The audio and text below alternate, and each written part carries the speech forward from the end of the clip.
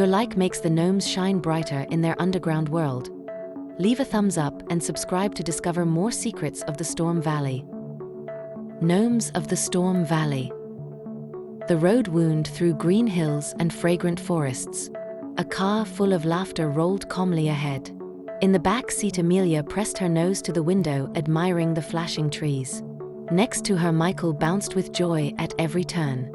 Mom looked at the map, though she knew well that the most important thing was that the whole family was together. Dad held the steering wheel firmly, humming his favorite tune under his breath. Ahead of them waited a weekend intense, full of adventures and moments that would remain in their memory forever. The sun slowly hid behind the line of trees, and the sky was painted in warm shades of orange and pink. The family found the perfect spot by the lake, where the water shimmered like a mirror. Dad eagerly set up the tent, though he kept struggling with a stubborn pole that refused to snap into place. Mom arranged blankets and sleeping bags, making sure everything felt cozy and comfortable. Amelia and Michael ran around collecting sticks for the campfire, giggling each time one of them tripped in the grass. When the tent finally stood proudly and the first flame of the fire crackled beside it, they all sat together, feeling that their great adventure had just begun. Night was falling quickly, and the sky grew darker and darker. The wind began to stir the branches of the trees, and the lake surface rippled uneasily. The first thunder rolled in the distance, making Michael glance at his dad with slight worry. Amelia tried to act brave, but she clung tighter to her mom. Dad looked up and sighed, knowing the storm was coming faster than he expected. Mom tried to reassure the children, saying it was just a summer shower that would soon pass. But more lightning streaked across the sky like silver ribbons, and the roar of thunder drew closer and closer. The rain pounded harder, and the drops drummed on the canvas of the tent like thousands of tiny fingers. First one wet spot appeared on the ceiling, then a second and a third, until water began to seep in from every side. Amelia pulled her legs under her, feeling cold drops running down her shoulder. Michael burst into nervous laughter when several drops landed right on his nose. Mom tried to cover the sleeping bags with a towel, but it did little good. Dad looked around the tent seriously and said they had to find other shelter before everything got soaked. The thunder rumbled louder and louder, and the flashes of lightning lit up the frightened faces of the children. Water was already running down the tent walls, forming little streams that soaked into blankets and clothes. Dad stood up quickly and said with gravity that they had no choice, they had to go out and look for shelter in the forest. Amelia looked with fear at the darkness beyond the curtain of rain, but she grabbed her mother's hand, trusting that it was safer there than in the drenched tent. Michael tried to protest, but a lightning bolt lit up the sky so violently that he was the first to grab his dad's hand. Mom reassured the children, promising that as long as they stayed together, they could handle anything. Together they rushed into the night. Rain poured down their faces, and the wind pulled at their clothes as if trying to turn them back. They ran through the forest, stumbling over roots that in the flashes of lightning looked like hands reaching out of the ground. The rain poured without mercy, and the wind whistled through the branches as if the whole forest had come alive, whispering something incomprehensible. Then Dad spotted a huge tree ahead, its trunk so wide that they could all hide behind it together. The family pressed against the trunk, feeling that although it was wet and cold, it gave them a semblance of safety. Mom wrapped her arms around the children, Amelia buried her face in her coat, and Michael held his father's hand tightly. The storm roared above them, but under the vast branches they felt they could wait out the worst. The first rays of the sun broke through the branches, and the air smelled of freshness after the storm. The family woke tired but grateful that the night was over. Dad stretched and looked down into the valley, where unusual colors shimmered among the trees. The whole family stepped closer and with bated breath saw a grove unlike any other around. The leaves shone with a green as if woven from light, and the flowers glowed with colors so vivid they looked painted by hand. Amelia clapped her hands, Michael's eyes widened, and Mom whispered that the place looked like it was out of a fairy tale. Dad only nodded because he himself could find no words. The family walked carefully down the path leading into the grove. Birds were singing, and drops of dew sparkled on the blades of grass like tiny crystals. Amelia was the first to stop and whisper that someone was watching them. From behind the trunk of an old tree, a small red cap flashed, and then another and a third. Michael squealed in surprise, and Dad frowned, trying to see who was hiding there. Mom laid her hand on his shoulder and said softly that it was just a child's imagination, yet her eyes also shone with curiosity. The little beings peeked out again from behind the bushes, their eyes gleaming like beads and their gazes full of wonder. Suddenly, a small figure jumped out of the bushes wearing a red cap so large it slid over his eyes. He tripped on his own beard and landed on the soft grass right in front of the children's feet. Amelia covered her mouth to keep from laughing, and Michael's eyes grew wide. The figure quickly stood up, brushed off the leaves, and straightened as if trying to add some dignity.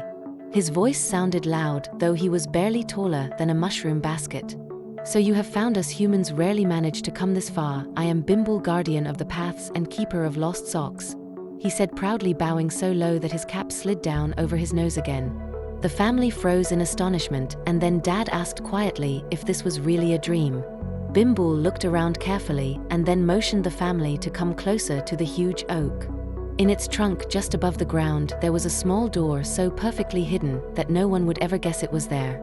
The gnome knocked 3 times on the wood, and the door glowed softly, opening quietly as if it itself invited them inside. Amelia and Michael looked at each other in awe. Mom pressed her hands to her mouth, and Dad shook his head, unable to believe what he was seeing. Bimble straightened proudly and said that from now on they were guests in his world, and such guests had not been seen for many years. The family followed him inside, and beyond the threshold, they saw stairs leading deep into the earth, glowing with crystals like a night sky full of stars. The stairs led deeper and deeper, and the air smelled of earth and resin. Suddenly, the corridor opened wide, revealing a city none of them had ever seen before. Little houses carved into the roots glowed with the warm light of crystal lamps. Narrow streets were filled with small bridges and canals where clear water flowed. Gnomes bustled everywhere, some rolling barrels, others carrying baskets of fruit, and still others hammering in their workshops. Amelia and Michael watched in awe, and Mom whispered that it looked like a fairy tale come to life. Dad only whistled softly because he simply could not find other words. The city bustled with life when suddenly the ground trembled slightly and the crystal lamps flickered as if someone had dimmed their glow. The gnomes looked at each other uneasily and began whispering short words that sounded like a warning. From above came a dull roar, as if a giant lightning bolt had split the forest overhead. Amelia squeezed her mother's hand, Michael pressed against his dad, and Bimble frowned, saying that the storm had returned, and this time it had reached their realm as well. The underground walls shook and small stones fell from the ceiling. Mom tried to calm the children, but she herself felt growing unease as another thunderclap ripped through the air with a deep echo. When the storm shook the tunnels, Bimble led the family toward a larger hall where it was supposed to be safer. In the commotion, Amelia and Michael ran just behind their parents, but a sudden tremor shook the ground beneath their feet. The wall crumbled with stones, and dust filled the passage. When it grew quiet, Mom looked around in horror, realizing that Michael was no longer with them. Amelia began calling for her brother, her voice echoing through the dark tunnels.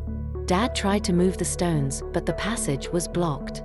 Bimble frowned and said they had to act quickly because the corridors change whenever the storm strikes their world. Bimble whistled sharply, and within moments several gnomes appeared carrying lamps that shone like little stars. Dad took one of the lamps and went ahead, calling his son's name, his voice echoing off the damp walls. Amelia held her mother's hand, and Mom kept repeating that they would find Michael, though her voice trembled with hidden fear. The gnomes led them through narrow corridors that seemed to change direction as if alive. At one point, they heard a faint sob coming from behind a stone wall. Bimble pressed his ear to the rock and nodded, saying Michael was close, but reaching him would be difficult. The whole group began searching for a hidden passage, believing that together they could find the way. As the search went on, the elders of the gnomes appeared in the corridor, carrying lamps with a blue glow.